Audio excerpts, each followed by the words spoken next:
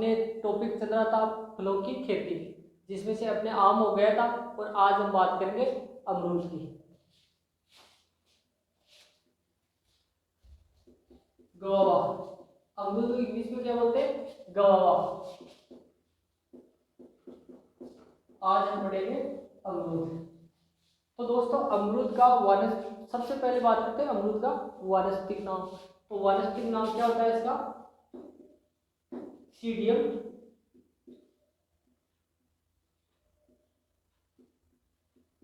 गुआजावा। क्या होता है? सीडियम गुआजावा। फिर बात करें फैमिली की, तो इसकी फैमिली कौन सी होती है? मिर्टेसी।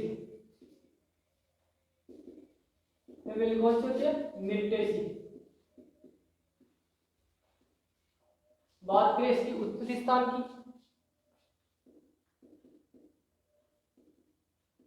तो इसका उत्पत्ति स्थान क्या होता है? अमेरिका, उष्ण अमेरिका या पेरू या मेक्सिको। उष्ण अमेरिका भी आ सकता है, पेरू भी आ सकता है और मेक्सिको भी आ सकता है। ये तीनों एक ही स्थान के नाम है। फिर बात करते हैं इसके गुणसूत्र की, तो इसमें गुणसूत्र कितने होते हैं? 22 गुणसूत्र होते हैं। तो n बराबर कितने होते हैं? 22। तो n बराबर कितने होते हैं? 22। फिर बात करें इसके, जो ये भारत में कहां पे सर्वाधिक होता है, तो भारत में सर्वाधिक अमरूद कहां होते हैं? उत्तर प्रदेश में होते हैं। कहां? उत्तर प्रदेश में। और उत्तर प्रदेश में एक लवा क्षेत्र होता है, इलाहाबाद क्षेत्र, तो वहां के अमरूद सर्वाधिक प्रसिद्ध है। फिर बात करें अपने राजस्थान की, बात करें राजस्थान की, तो राजस्थान में सर्वाधिक अमरूद कहाँ होता है? सवाई माधोपुर।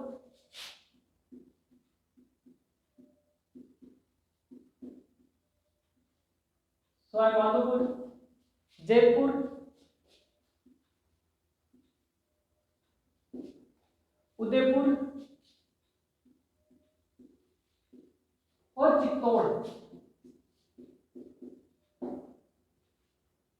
यहाँ पे क्या होता है? सर्वाधिक अमरूद होते हैं। और सबसे ज्यादा अमरूद कहाँ पे? सवाई माधोपुर पे। और सवाई माधोपुर के अमरूद भी राजस्थान में प्रसिद्ध है।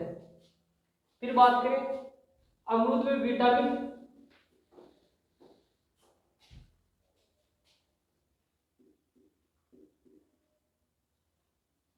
अमरूद में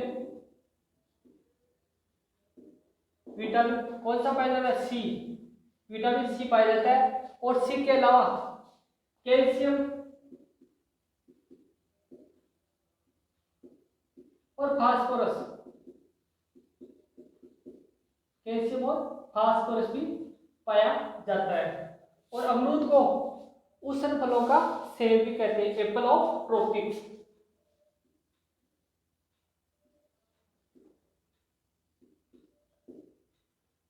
एप्पल ऑफ ट्रॉपिक्स,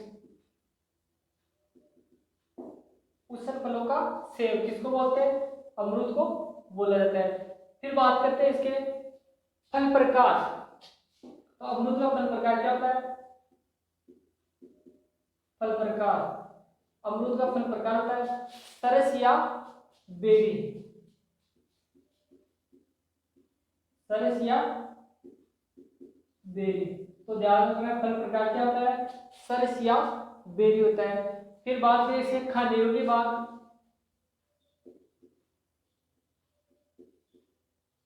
खाने योग्य भाग, तो अमरूद का खाने योग्य भाग होता है थैलेमस या पेरिकार्प। थैलेमस या पेरिकार्प, तो ध्यान रखना है इसका खाने योग्य भाग क्या होता है? थैलेमस और पेरिकार्प। इसके बाद में बात करते हैं जलवायु।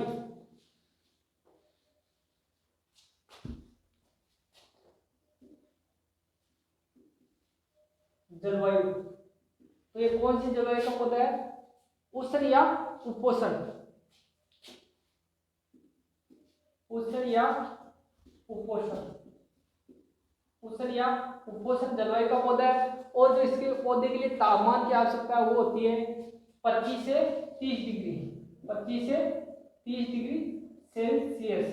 तो ध्यान रखना है कौन सी जलवायु का पौधा है, ऊषण व उपोषण जलवायु का पौधा है। फिर बात करें मृदा या सॉइल,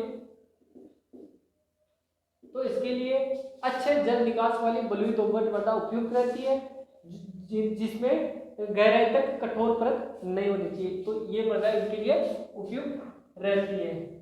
बात करें इसके प्रोपोगेशन की,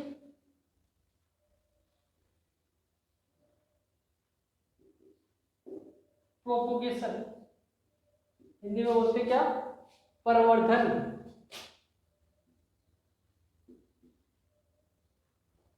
प्रवर्धन तो किसके द्वारा प्रवर्धन होता है इसमें, इसमें होता है स्टूलिंग या माउंट लेयरिंग के कारण, स्टूल या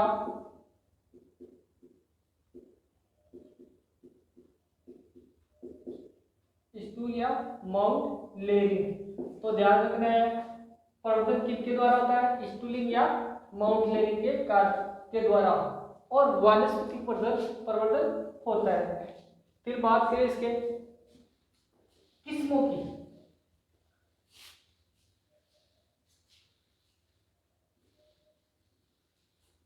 किस्में,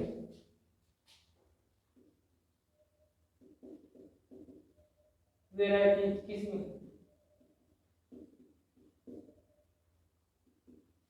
बात करें किस्में की, तो किस्में सबसे पहले सरदार, इसके अन्य नाम से क्या, अन्य नाम से क्या बोलते हैं, लखनऊ 49, लखनऊ 49 भी बोल देते हैं, या एल 49 भी बोल देते हैं, एल 49 भी बोल देते हैं। इस किस्म का चयन किसके द्वारा किया गया था, डॉक्टर चीमा के द्वारा,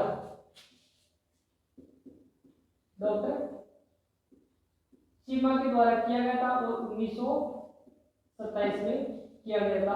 तो ध्यान रखना है जो सरदार अमरूद है उसका चयन डॉक्टर चीमा के द्वारा 1927 में किया गया था। अब बात करें इलाहाबाद सफेदा,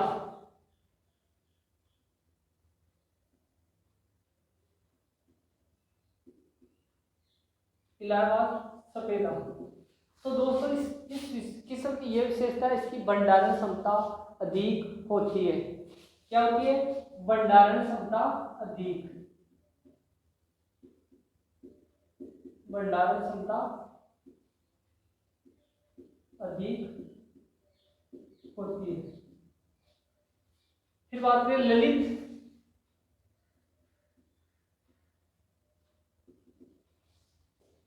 इसका जो पल्प होता है वो क्या होता है, लाल रंग का। पल्प या जो अंदर से गुद्दा होता है वो किस रंग का होता है, लाल रंग का होता है। और ये किस्म कहां से विकसित की गई थी, ये कही थी केंद्रीय, केंद्रीय उपोषण कटिबंधीय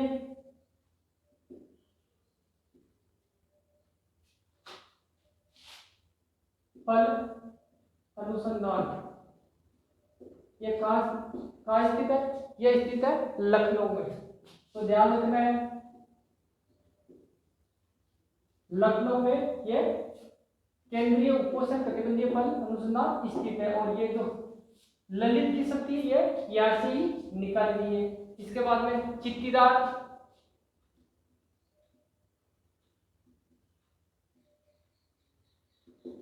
इस पे लाल रंग के धब्बे पाए जाते हैं, इसीलिए इसका नाम क्या पड़ा, चिट्टीदार।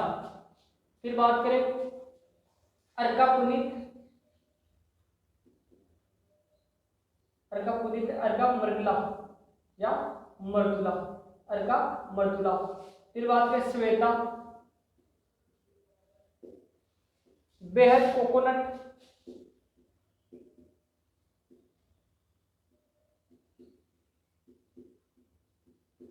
बेहद कोकोनट। तो ये जो बेहद कोकोनट किस्म होती है इसमें बीज रहित किस्म होती है। क्या होती है?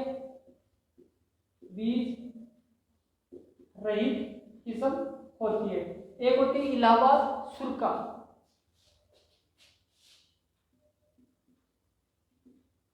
इलाहाबाद सुरखा, इसमें गुलाबी रंग का गुद्दा पाया जाता है, गुलाबी रंग का गुद्दा पाया जाता है। तो ध्यान रखना, इलाहाबाद सुरखा में किस प्रकार किस रंग का गुद्दा पाया जाता है? गुलाबी रंग का गुद्दा पाया जाता है। इसके अलावा नागपुर सीडलेस,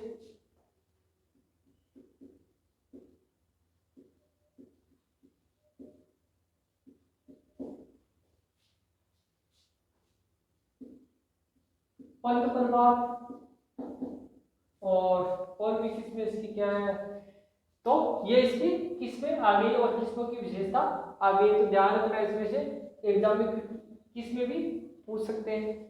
फिर बात करें इसके बहार,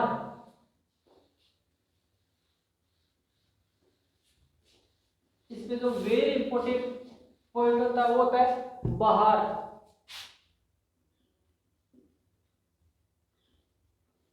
बहार का अर्थ होता है जो अमरूद होता है उसमें 3 मौसम में फूल आते हैं, उससे क्या बोलते हैं? बहार बोलते हैं। और कितनी बहार आती है इसमें? 3 बहार आती है। कौन कौन सी? अम्बे बहार,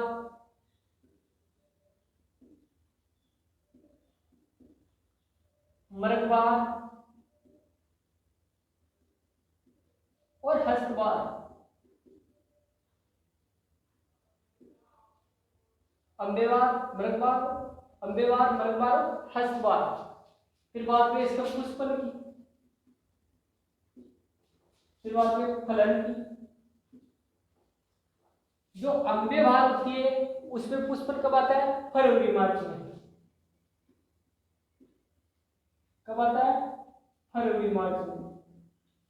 और जो मृगवार होती है उसमें पुष्पन आता है जून जुलाई में, जून जुलाई में। और जो हस्तवार होती है उसमें पुष्पन होता है अक्टूबर में, अक्टूबर में। अब बात करें फलन की। जो अम्बे बहार होती है उसमें फलन होता है जून जुलाई में। कब होता है? जून जुलाई में होता है। और जो मृगवार होती है उसमें फलन होता है नवंबर दिसंबर में।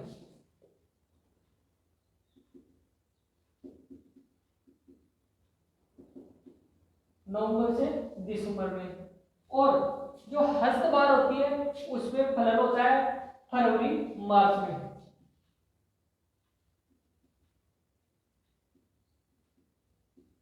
तो दोस्तों इसका ध्यान होना चाहिए और इसको याद करने की तरीका है कि फरवरी मार्च में अम्बेवार में पुष्प आता है फरवरी मार्च में और हस्तवार में फलन होता है फरवरी मार्च में। तो ये फरवरी मार्च यहाँ रख दो। बात करें मृगवार की, तो मृगवार जो राजस्थान में सबसे उपयुक्त बहार होती है वो कौन सी होती है? मृगवार, सब सर्वश्रेष्ठ बहार कौन सी होती है? मृगवार। और मृगवार क्यों लेते हैं? राजस्थान में जो वर्षा होती है वो कब होती है? जून जुलाई में होती है। और जून जुलाई में पौधे को आवश्यकता के अनुसार पानी मिल जाता है और उसमें पुष्पन व फलन अच्छी होती है। तो इसलिए कौन सी बहार लेते हैं? मृगवार लेते हैं। मृगवार का ध्यान रखना है। वर्षा ऋतु कब आती है? जून जुलाई में आती है, जून जुलाई में आती है, ध्यान रखना है इसका, है ना। वर्षा ऋतु जो मृगवार होती है वो किस में आती है? वर्षा ऋतु में। वर्षा कब होती है? जून जुलाई में होती है राजस्थान में। और इसमें जो फलन होती है वो होती है नवंबर दिसंबर में। बात करें हस्तवार की, हस्तवार में पुष्पन होती है अक्टूबर में और फलन होती है फरवरी मार्च में। इसको तो यहाँ रख दो और इसको यहाँ रख दो और अक्टूबर के बाद में नवंबर दिसंबर में, इनको याद करना। इनमें क्वेश्चन इस प्रकार आ जाता है कि राजस्थान में अमरूद के लिए कौन सी बहार उपयुक्त है। तो कौन सी बहार उपयुक्त है? मर्गबार। ध्यान रखना, कौन सी बहार उपयुक्त है? मर्गबार। या पूछ ले जो हस्तबार होती है उसमें फलन कब होता है? तो हस्तबार में फलन कब होता है? फरवरी मार्च में होता है। या क्वेश्चन आ जाता है अम्बेवार में पुष्पन कब होता है? तो फरवरी मार्च में होता है। अम्बेवार में पुष्पन फरवरी मार्च में होता है और हंसबार में फलन फरवरी मार्च में होता है, ये ध्यान रखना है। और कि पूछ ले जैसे मर्गबार में फलन कब होती है? नवंबर दिसंबर में होती है। तो इसको ध्यान रखना है, कौन सी बार उपयुक्त रहती है राजस्थान के लिए? मर्गबार को ध्यान रखना है इसका, है ना। अब बात करते हैं बहार ट्रीटमेंट या बहार उपचार। बहार उपचार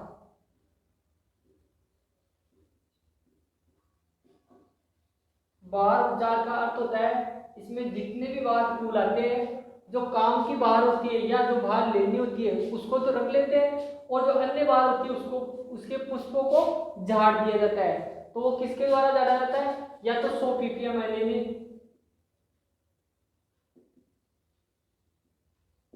100 ppm एनएमए या नेप्थलिक एसिड का स्प्रे करने से जो जो बाहर अपन को नहीं लेती है उनके फूल झाड़ दिए जाते हैं। कौन से?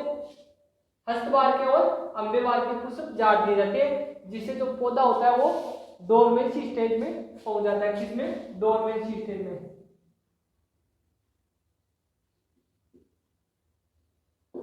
डोरमेंसी स्टेज में पहुंच जाता है, इसलिए कौन सी बहार उपयुक्त रहती है? मर्गबार।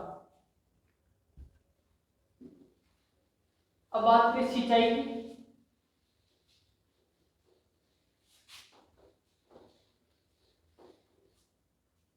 इरिगेशन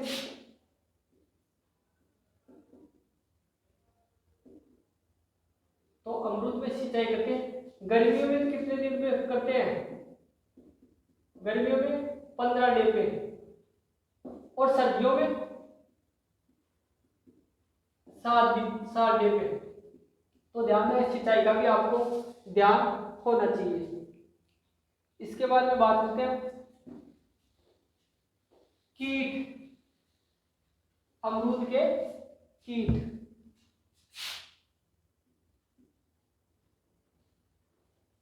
तो अमरूद में कौन कौन से कीट लगते हैं? एक तो लगता है फल मक्खी,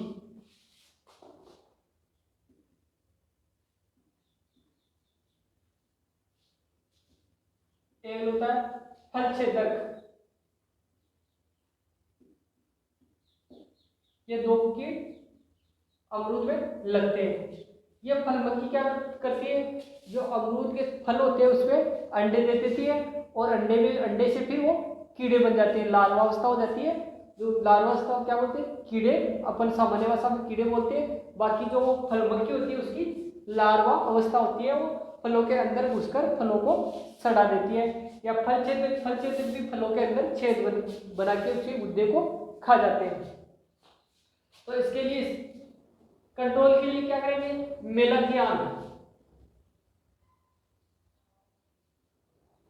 मेलाथियान कितना परसेंट? 0.2% का स्प्रे कर देते हैं। तो ध्यान रखना है।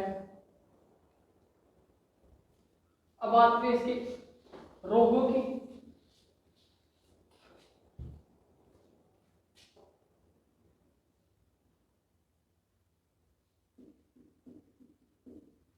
जो अमरूद का मुख्य रोग होता है वो कौन सा है? उकट्टा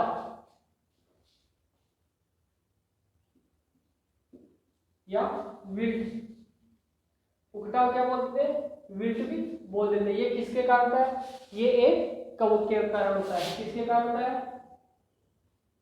कवक के कारण होता है। कौन से कवक के? Fusarium oxysporum CD. Fusarium oxysporum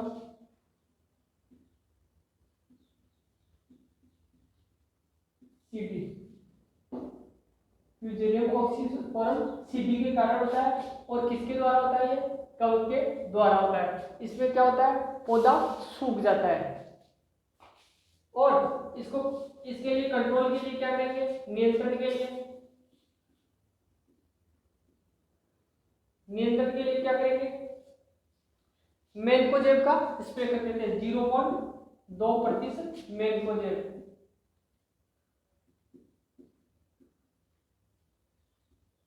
का स्प्रे करते हैं।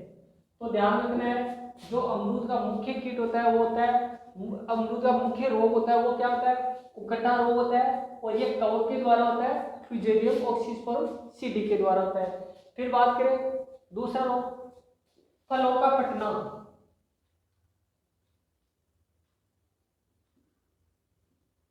फलों का फटना, कई बार क्या होते हैं, जो अमरूद के फल अतिरिक्त फल होते हैं वो क्या होते हैं, फट जाते हैं। और वो किसी तत्व की कमी के कारण फटते हैं। तो कौन सी तत्व की कमी के कारण फटते हैं, बोरोन की कमी की,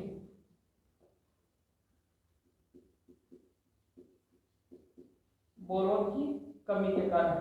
तो ध्यान रखना है, इसको उपचार के लिए क्या करेंगे, बोरोन का या बोरेक्स का स्प्रे कर देते हैं 0.5% का। एक होता है अमरूद का पत्ती धब्बा,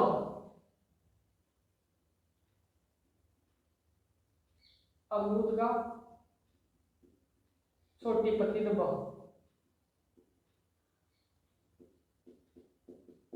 अमरूद का छोटी पत्ती धब्बा रोग, ये होता है जिंक की कमी से। किसकी कमी से होता है, जिंक की कमी से होता है। एक होता है ब्रोंजिंग,